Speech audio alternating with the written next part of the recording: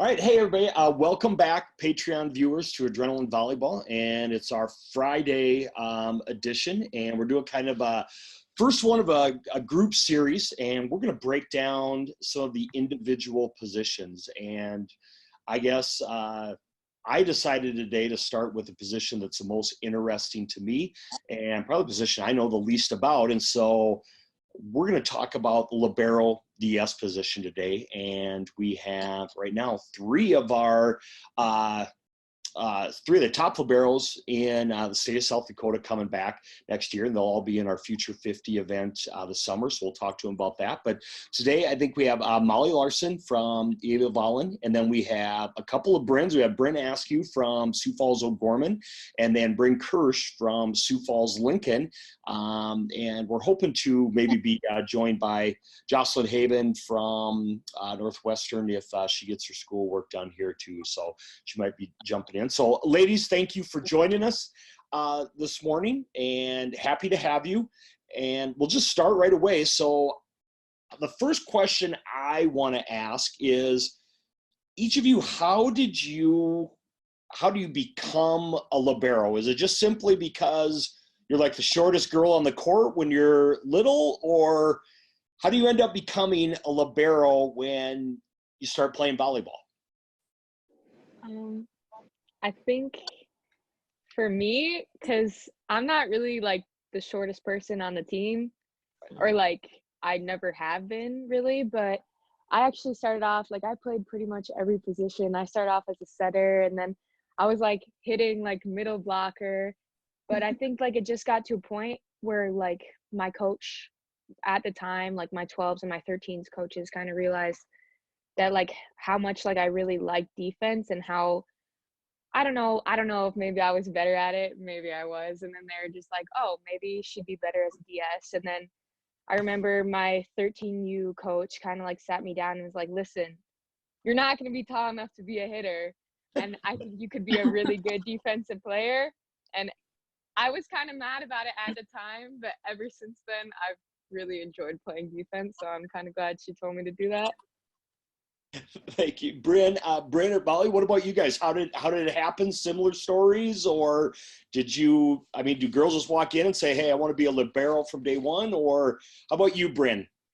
I also started as a setter, and I really enjoyed setting because my mom was a setter when she played. And then on my 13th year, they needed a DS, and they asked me if I'd be interested in it because they thought I could be good at it. And I said sure, and then ever since then I've enjoyed playing back row, and I enjoy it more than setting, so it worked out for me. Yeah, and I suppose a little bit with you too. I mean, does it depend on each program, like where there's positions available? Maybe you have a chance to get on the court earlier or see more court time, because there's only one. Especially we talk about in your program, there you have some really talented DSs. Just on your high school team as well, and your guys' club. So was it a chance to maybe get on the court, see more court time to go into that position as opposed to playing setter, or did that factor in? I would say so, yeah. To get more playing time because we already had two good setters, and liberos are always on the court, so. Right. Good. And so, Molly, you had played at the high school level. What year did you start playing? You've been a libero for how many years now? Since 7th grade. Yeah, that's great. So have you done anything else? In junior high, when I played on just the junior high team, I played all the way around and was the setter. But I think I always wanted to be the setter because I was one of the shortest girls. But I think the reason that they moved me to the libero was I was the quickest on the team. And I also did cross country, so I had a lot of stamina to last through the games, is what my coach was saying. Awesome. That leads me into my next one. What is the most important skill? And I think I asked Kaylee this probably 100 times, maybe, but what is the most important trait to being above average or a great libero? I think a good a libero has to be really good at communicating because they're always on the court, so they have to see what's happening on the other side of the net and analyzing what's happening during the game, so you can talk to your teammates and tell them what you're seeing and stuff. Okay. Do you guys agree? Anything Yeah, I would say communicating and like what and leadership kind of goes along with that. Like I think the biggest thing for me this year was like trying to for like school ball and I guess hopefully club season. Right. Um just like trying to like lead your teammates and like, you know, kind of like seeing the court and calling out where your hitters should hit and just like leading, like kind of like helping people, I don't know, like move on from their mistakes and just kind of being like almost kind of like the setter, how the setter is a leader, like the libero is kind of like the defensive leader is how I think about it. Molly, what about physically? Because I know you talked earlier about, you know, being a runner in cross country. How would you kind of relate both your speed and then also like reaction time in your job as a libero? I think for me, like I didn't have very fast reaction time when I played at younger ages, but I've gotten a lot faster at it. And I think that being in cross country, like I can react quicker to things. And I think playing basketball and playing like doing track also helps with that, just being able to be like a step ahead of everybody else. And I think that helps me like communicate earlier, like where a hit's going to go and where to cover at. So both you guys, both the Brins, I guess, touched on this, and this brings me a question again. I really appreciate this because we sit up in the stands and have these talks all the time, or we watch film and watch all the time. And Bryn K, you had talked about leadership, and that's something, if you guys, anybody knows that follows what we do at all, that's really big to us. And not only leadership, but the right kind of leadership.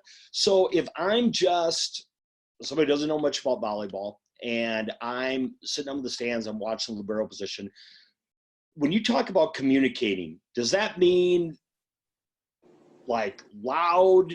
I mean, I hear you all the time, or like rah rah, or what do you mean by communicating, and how do you maybe communicate effectively with your teammates?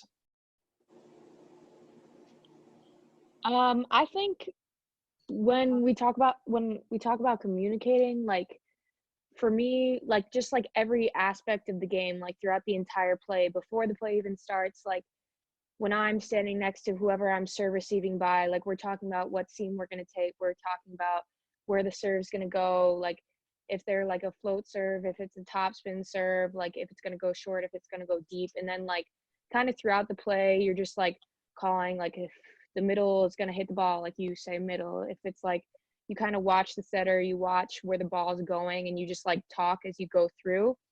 And like there's just like, if it's a tip, like if you see someone's going to tip the ball, you call it out. So like even if it's not you going for that ball, so that everyone else knows about it. And I just think like I think communicating, like maybe like being loud so everyone can hear you goes along with it, but like maybe not like, I think like it's important to like make sure that you're communicating things that are worth communicating. Yeah. And like not just saying like, I don't know, random things like middle blocker has like pink shoelaces. Like I know people do that, and I've never seen the point in doing that. Right. So not just talking, but effective communication. Yeah. Right. So then Bryn, and not put you on the spot a little bit, but you see, when I watch you a little bit, maybe a little bit more reserved as a person, or maybe that's just around adults, maybe not around friends, but I mean, are you a big rah-rah person, or how do you communicate? Yeah, I wouldn't say I'm like super, super loud all the time, but I do like to cheer a lot and I like to like have fun. But I think like communicating is also like talking like positive to your teammates and like encouraging them. Because like when you start to get like negative, like nothing, it doesn't go well usually, and your team like usually starts to fall apart. So it's more like communicating like with your teammates and making sure like they can get past their mistakes and like just move on. Molly? Yeah, I agree with both of what they said. And I think another thing about the libero position is like you're always on the floor. So it's like you're consistently communicating with your teammates. And especially like I agree how like you communicate for your other teammates, not just for yourself. Let me ask you this. This might be, I don't know if it's controversial or not, but I'm big on leadership and the right kind of leadership. So on a great team, should the libero be be the leader of the team? I'm not really sure. I think everybody can be a leader on a team in like different ways. But since the libero and the setter are always on the court, that's who we usually see as being like the best leader, the most influential on the court. Okay. Bryn? Yeah, I would agree with that. I think that since usually the setter has the sixth rotation spot, like especially if you're running a 5-1, and then I think it's between the setter and the libero. Like they definitely have the two biggest leadership roles, but that's not to say that like someone else can't also have like a big role in that aspect. I agree with that too. I'd say like the libero is more like the leader of like the defensive part of the game. It's a good answer. I like that. What happens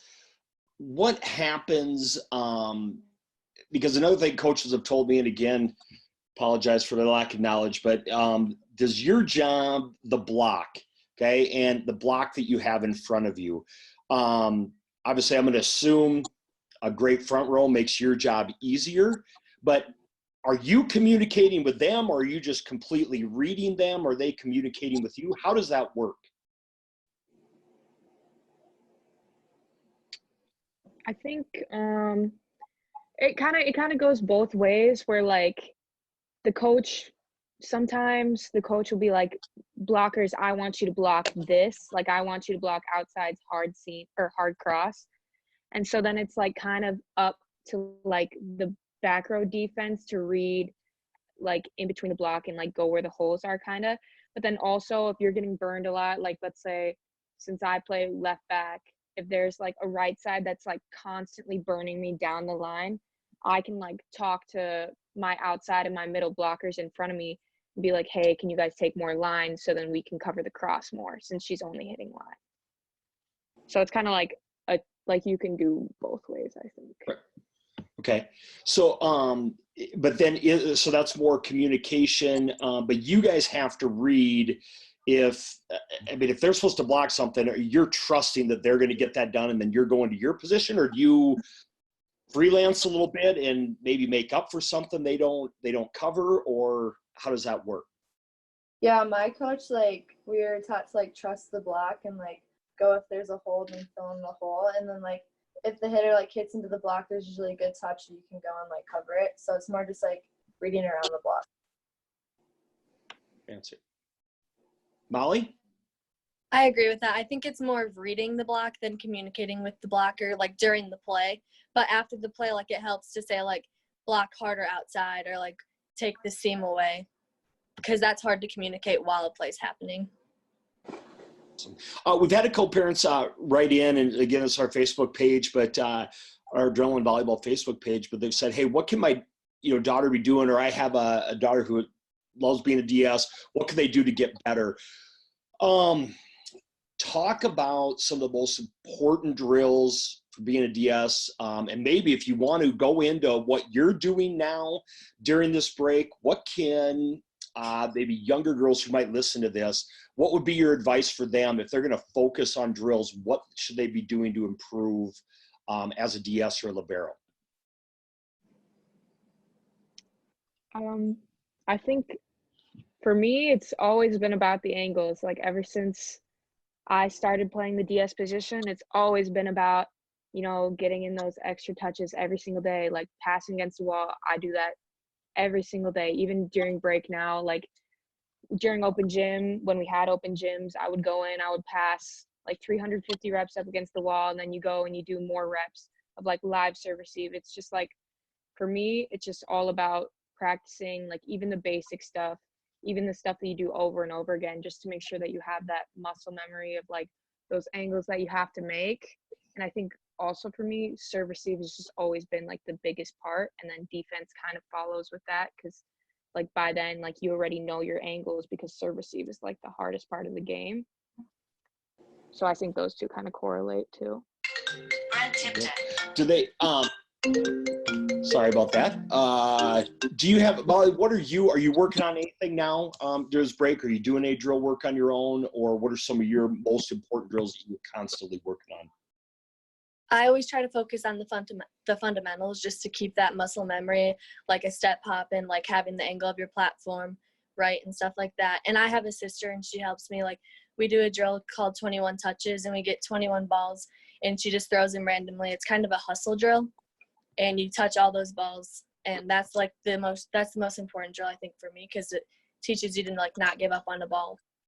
And we also do like the 150 perfect passes every day with each other. So I think just when you aren't in a gym and you aren't with all your teammates, it's important to focus on the fundamentals and the little parts of your game. Renee? I think wall passing helps a lot because it's just like a lot of repetition and really helps build like the muscle memory. And you can do like so much with with wall passing. You can like go on one knee or like stick your leg out or balance on one leg, like do one arm. Like you can do so much with it that helps really like form the angles that you're going to need like during games. So how much film do you guys really watch? And I guess it might change a little bit now just during this break, you'll have more time, but what do you watch a lot of film? And then when you watch film, I guess, what do you look for? Kind of like missteps, reaction time type of things. What do you guys watch for? I can definitely say that I've watched every single school game that I had this year, probably like 20 times. And I think for me, the biggest thing, like, I just like watch kind of like, cause I know when I make a mistake and I usually like, not that I hold on to them, but I like to remember them and just so I can learn from those mistakes and then go back and watch them during the games. And I think for me, it really just helps. Like if I make a bad pass, I'm like, okay, I saw what I did there and I know how to change that next time. So like film for me has always been such a big way, like not only watching my own games, but watching like top schools. Like I love watching Minnesota games. Like I love watching Nebraska games and like all the top liberos in the country because like I feel like it really just helps you kind of learn more about the game and then you can see that translate onto the court. Mm-hmm. Definitely. That's exactly what I did. Tipton, I was talking to you about that the other week, is that I would literally come home from like playing a match, watch my film, and then turn on like Minnesota versus Nebraska the week before. But I definitely think film is a really useful tool, especially defensively. Molly and Brent, sorry, you guys jump in. Do you guys do the same thing, or are you not as much of big film watchers, or how does it affect your game? I think film like really helps a lot because you can like definitely look over your mistakes and like learn from them. And then like just like I really like watching like the Big Ten schools like compete against each other because they're always like really good games and they're like the best. It's like watching them, like you can see like what they do that and what works for them. So like helps that way. For our school, we didn't start like filming games till about halfway through this past season. And I think that since we could watch film, we could see like where we were missing our coverage at.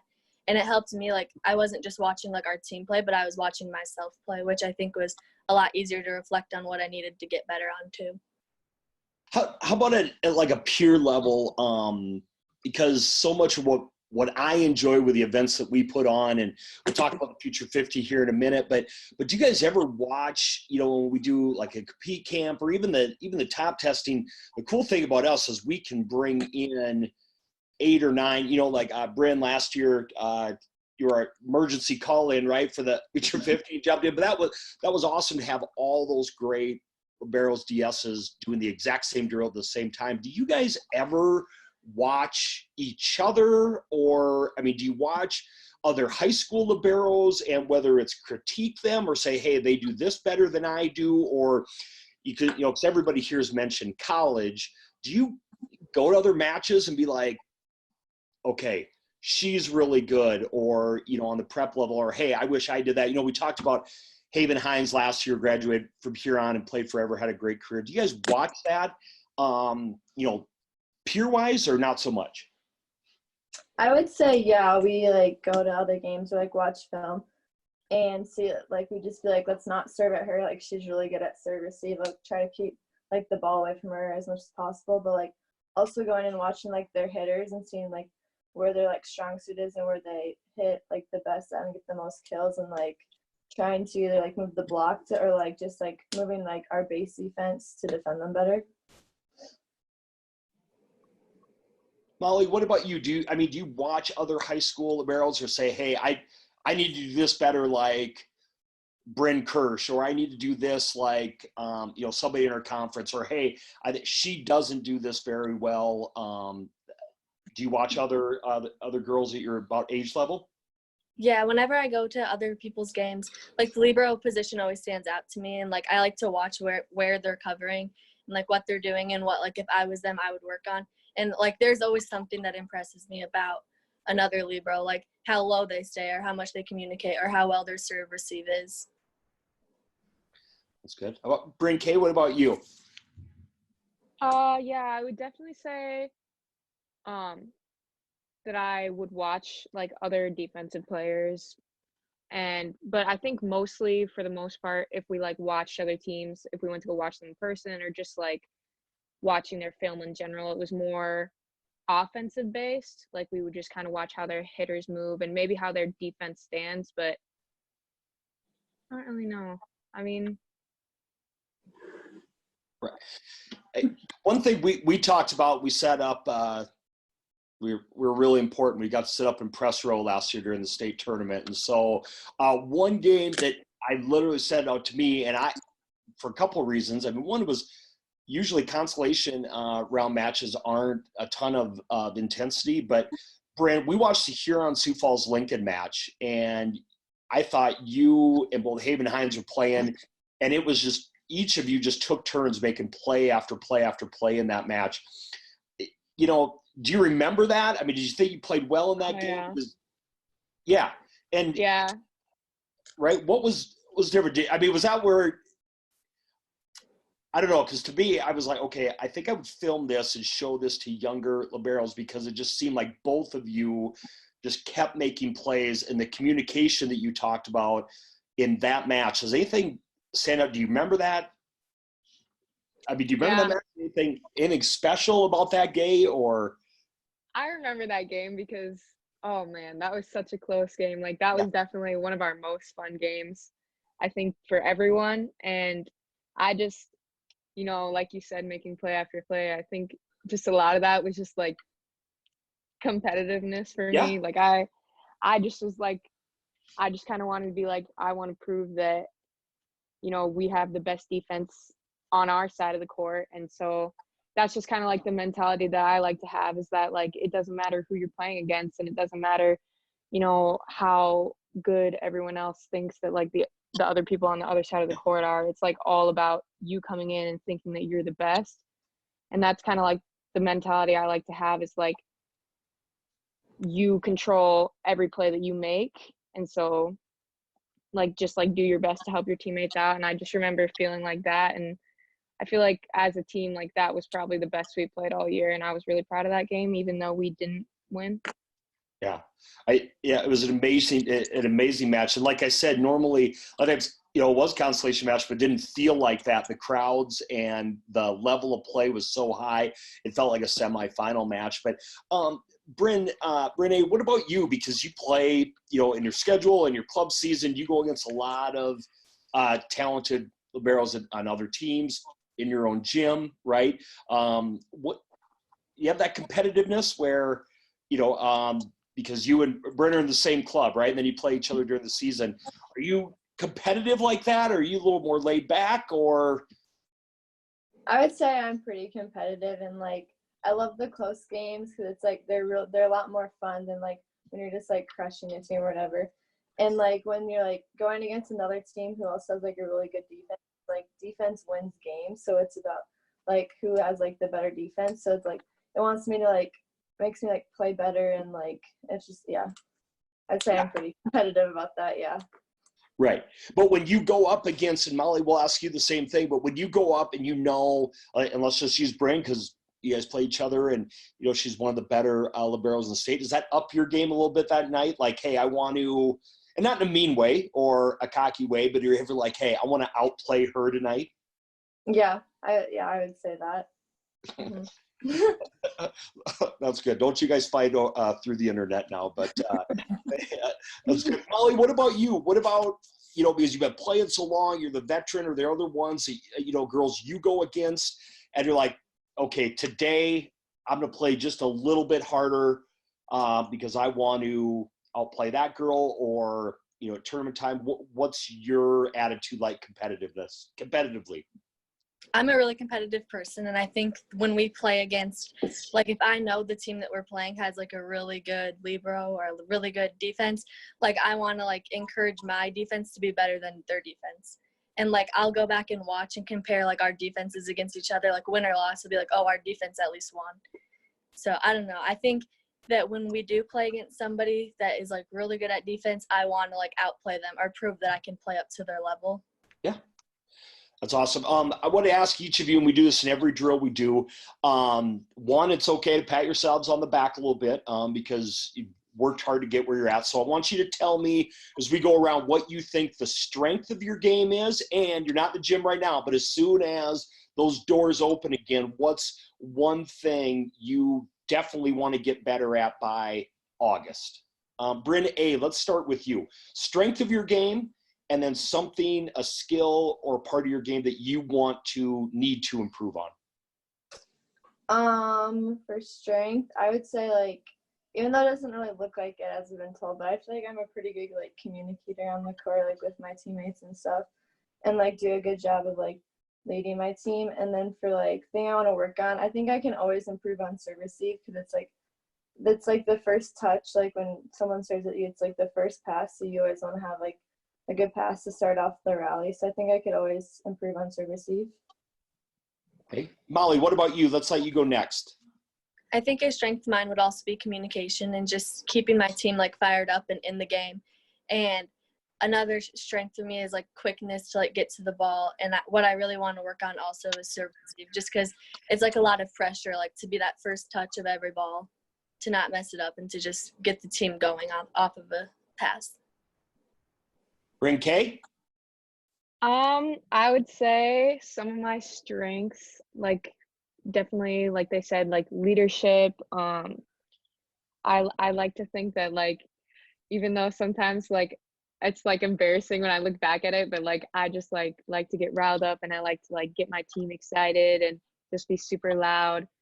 And I would say, like, I don't know, I really always want to work on everything. Like, in my mind, it's just like I want to always work on getting better at serve receive, and always want to work on getting better at defense, because like you're just, I don't know, to me, like I'm not there yet, and I don't know, like I just want to keep getting better at everything. So I don't know if I could pick something specifically, but just like everything, I guess. Yep. That's good. Haley, why don't you you have a question for him? Yeah, I guess I've always kind of noticed, whether it's on my own team or watching you guys here recently, just every libero seems to have a certain type of swag, I guess. And I know I've heard coaches actually talk about the libero swag in practice and games, whatnot. So I guess my question to you guys is, when did you kind of find your swag or your place on the court and really like hone in on that confidence? Even though you may not be the one scoring the points all the time. Molly, we can start with you if you want. I don't know what to say. Somebody else go first. I'll go off what they. I would say when I really got my confidence, probably would have to have been this last club season coming into my school season. Like, when I kind of knew I would be playing libero for Lincoln, that was when I kind of was like, and like that's around the time that you like get like all the like ultra ankle like JVA watch lists and all those awards and stuff. And so like that kind of like really hyped me up. And then that's like right around when I started that school season, I was just super pumped up and super excited. And it was kind of like, that was when I had my most drive to like work harder than everyone else. And I felt like that was the most efficient I'd ever been. So I'd say like that beginning of like the school year is like when I kind of got my like swag, I guess. Is it weird that I called it swag? I feel like, do people not call it libero swag anymore? I've never heard of it called as Oh. Can we start it again? Because I like it. Yeah. Literally every coach I've ever had called it Libero swag, but whatever. Brene, it's your turn. So my first year playing the Libero was my 14th year, so I feel like my whole 14th like club season was just like me getting used to it, like playing the position and like getting comfortable. So I'd say like my 15th year would have been like the first year, and like my 16th year like going in like actually like realizing that like I was like good and like believing in myself. And yeah. Awesome. Molly? I feel like my freshman year is when I started like having the confidence in myself, because playing like varsity as a middle schooler was like a lot different because I'm with a whole bunch of high schoolers. Like I'm not better than them, and I was really quiet compared to them. But now that I'm like in high school, and I'm not an upperclassman yet, but I like feel like it. But just I think when I was a freshman is when I really started like gaining the confidence, like I can compete to the same level as these older girls. And did you feel like after a couple of years now, because I'm sure it's hard to take leadership, and both Bryn and Bryn, when you guys played when you're underclassmen, it's probably hard to jump in and really be assertive when you're maybe playing with seniors and juniors. I'm guessing that's probably hard, but I mean, do you feel now, Molly, like, hey, I can take control of the communication for this team? Yeah, definitely. Yeah. What was that hard when, especially as a 7th grader, I can't imagine that was probably a little difficult when you're playing with seniors. Yeah, it was really difficult. I was really shy back then too. And I remember like I only started playing like halfway through that year. But I remember like when I took the Libero spot, like I like felt bad kind of. But then after that, I was like, this is only a way like to go up, like to prove to people what I can do compared to what she could do. What so we talked about this. So Bryn, we talked on our show a little bit, and when we've seen you literally were our relief pitcher last year and got the call what, like 6 hours or something before the Future 50. Mm-hmm. But the cool thing about that, and that's why we do these events, were, hey, we hadn't really heard about you yet. You showed up and we just thought you had an unbelievable day. And so the top testing, Haley, did she have the top Libero score overall? Yes, I believe Right? so. And so tested out of the gym and then did more than okay that day. And then we saw you in SummerSlam, and that's what's cool about what we're trying to do. All of a sudden we're like, okay, we hadn't even heard about this girl, and skyrocketed all the way up our rankings, whatever that means or doesn't mean, I guess. But do you feel, I guess the question I'm getting to now, so you've gone a year with the top overall Libero score. That's a heck of an honor. I mean, do you feel a lot of pressure to defend that title this summer? Well, so when I got the call, I was extremely nervous to like go do it. And my parents like, you're gonna be fine. You just have to like believe in yourself. Don't play nervous. Like, you know your game, like you're gonna do it. So I like really like when I got there, I thought about that, and I was like, there's really like no pressure on me. Like I just have to play my game and like show them what I can do. So I would say it's kind of a lot of pressure because like I know there's a lot of other like really good liberos out there. Right. So I'm just excited for Future 50 this year and getting to compete with them and like see how it goes. Yeah, Molly, what do you think about? I mean, some of the girls, have played together. Maybe you haven't played with them. What do you think about that opportunity to come and compete with all the other talented people at your position? I haven't really played. I'm, for one, very nervous. And I haven't really played against or with any of the girls that are also on it this year. So I'm excited to, like, meet friends through that too. But I'm excited to see, like, how I rank against, like, other people, like, that want the same, like, goals as me and want to do the same stuff as me and have the same passion. Right. That's awesome. Brig K, what do you think about this will be your first time doing the event? Excited about it? Excited to learn? What are your thoughts? Yeah, I'm excited. I'm excited to see how like our team will do, I guess. Yeah. And I'm excited to meet some of the new girls that maybe I haven't met before. And I'm excited to see how I'll test, I guess. Yeah. We'll see how it goes.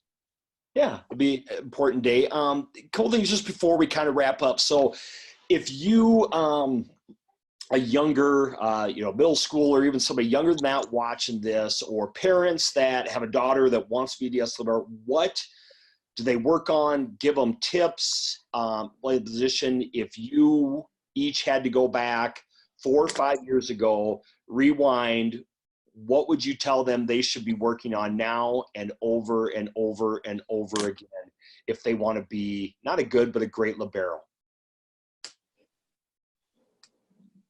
I think all the fundamentals and just being confident in yourself from the start, because it's hard if you aren't confident in yourself, it's hard to like find that drive to keep on wanting to get better and better.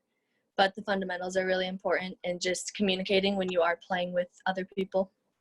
So Yeah. talk to us, because you've each talked about fundamentals. Give us a couple fundamentals that for maybe somebody that doesn't know all the fundamentals of the position.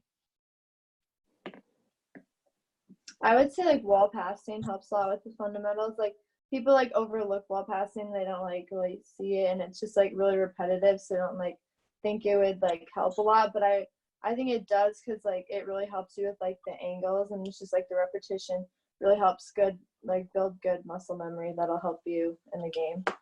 Okay. So wall passing for sure.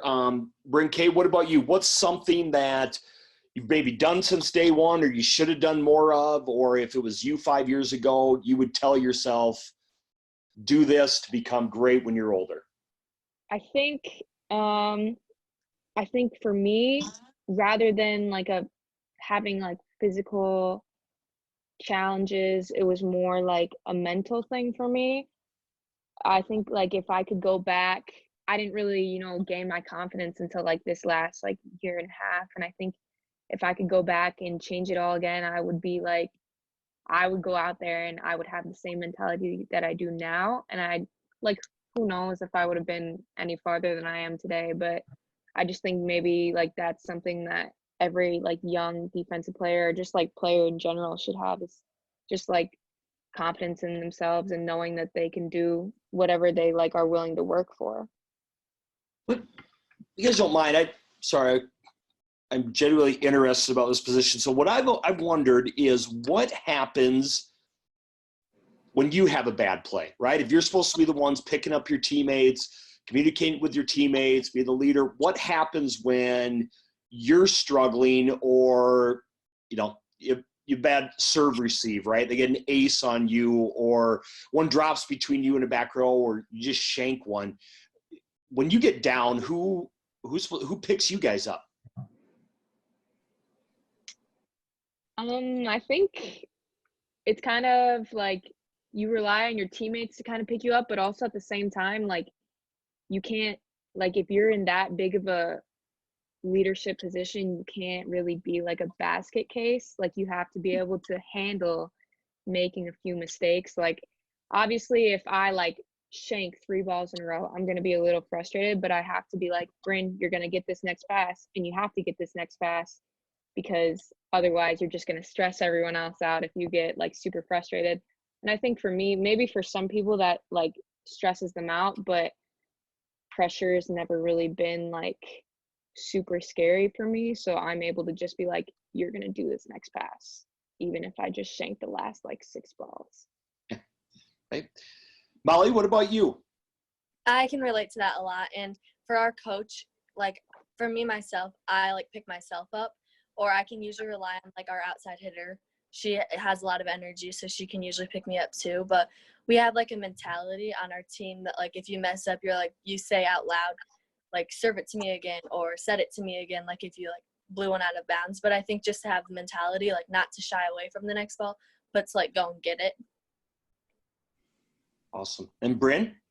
It's just like important to realize that like everyone's gonna make mistakes, like nobody's perfect, and like everyone's gonna have like an off day or something, but like your teammates or your coach are always there to like help you like get back into it and just like shake it off, and so you can just keep going on to the game, pushing through it.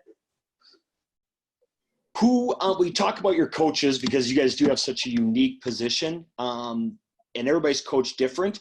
Is it easier? So we'll go around and ask each of you again. And maybe we'll even ask Haley and put her on the spot a little bit too. But so you're in that big of a position, and Bryn K talked about, hey, I shank a couple in a row. Would you rather have your coach be like, let's go, get going? Or do you need them to be extra positive with you at that time and pick you up? What's your mentality when you're struggling and your coach has to talk to you? For me, I'm more of like if I get yelled at, I'm going to sit faster, I feel like. And I'm not sure why, because a lot of the girls in my teams would rather have the coach like in a good mood, like, oh, you'll get the next one. But I think it means more to a coach if they're like, just get the next one. Or like they get a little frustrated with you. I think it means more. I would say I've had coaches that have done like both, where they've yelled at me or been like, it's okay, like you got the next one. So I think I respond well to like both of them. But yeah, I would just say I respond well to both of them. Bryn K, what about you? I think really I guess I've had coaches, and this has like really worked out for me the best. Like my high school coach, Temple, it's like she's always been like, I trust you. I know you're going to work your hardest, and I know you're going to get the job done. And like, she doesn't really ever have to say anything to me. If I make a few mistakes, it's like, I don't even really have to look at her, because she already knows that like I'm going to get the next one, or I'm going to try my hardest. And I feel like that's kind of what I respond to the best, is because like then I don't need to feel like I'm being babied. And I also don't feel like someone's trying to pressure me if I'm just having a bad day. Yeah. Haley, what about you? You played at some pretty high level. What was the way you responded best if you were struggling in the back row? Well, I kind of always had coaches that were very intense and willing to yell at me. So I guess kind of got used to responding to that kind of thing. And my dad was my coach in other sports and definitely did not go lightly on me. So I kind of was always used to that. But what really affected me the most is how I spoke to myself, I guess, after making a mistake. So what really changed my world kind of as a defender was even if a ball was hit, 4 feet away from me and I missed the dig, I would literally say out loud, kind of, Molly, like you were saying earlier, I would say, I can dig that. And then little by little, even if, my teammate next to me would be like, no, that's not your ball. I'd be like, no, I can dig that. And just little by little extended my range. And before you knew it, I kind of had grown into a pretty good defender. All right. One thing I want to leave out, who was, and two of you are the AA and then Molly are Class B, but give us the name of one or two people that had the most difficult serve to return.